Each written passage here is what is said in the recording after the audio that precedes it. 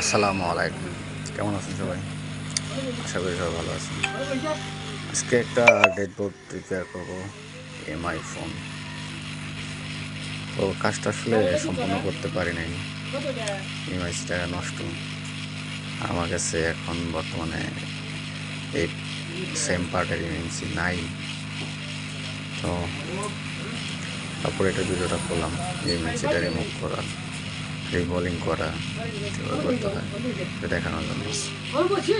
সুন্দর করে এটাকে হিট দিতে হবে, হিট দিয়ে আস্তে আস্তে রিমুভ করতে হবে আইসিটাকে। কীভাবে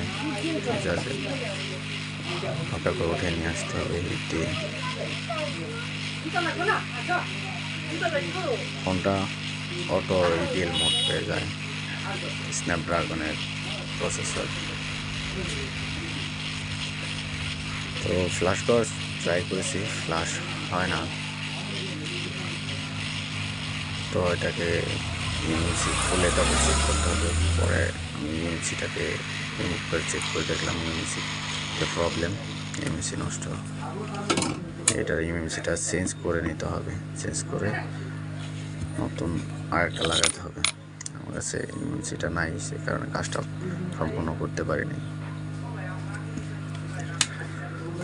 তবে সোল্ডারিং উইক দিয়ে সুন্দর করে এক্সট্রা রাং যা আছে সবগুলো রিমুভ করতে হবে। সুন্দর করে হালকা করে কষতে হবে যেন আবার পিনগুলো না উঠে যায়, সেদিকে খেয়াল রাখতে হবে।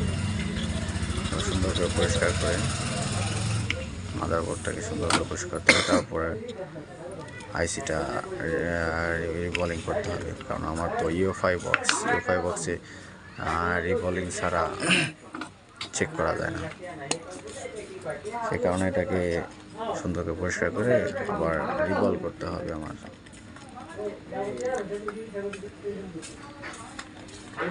এভাবে সুন্দর করে রিমুভ করে তারপর সুন্দর করে রিবল করে বক্সে লাগিয়ে চেক করতে হয়। তারপর এটাকে পার্টিশন চেক করতে হয়। চেক করে যদি আইসিটা ভালো থাকে তাহলে রিপার্টিশন করে তারপর কাজ করতে হয়। ডেডবোর্ড রিপেয়ার আপনারা অবশ্যই জানেন যারা কাজ করেন। দেখতে পাচ্ছেন এমসিটা লাগিয়েছি ইউএফআই সকেটে। তারপর আইডেন্টিফাই করে দেখি এমসিটা ভালো লাগে, সেটা পার্টিশন নষ্ট, সেটা পুরাই খারাপ, যার কারণে কাজটা আমি সম্পূর্ণ করতে পারি না। আর একটা এমসি জোগাড় করে তারপর ফোনটাকে রান করার চেষ্টা করবো ইনশাআল্লাহ।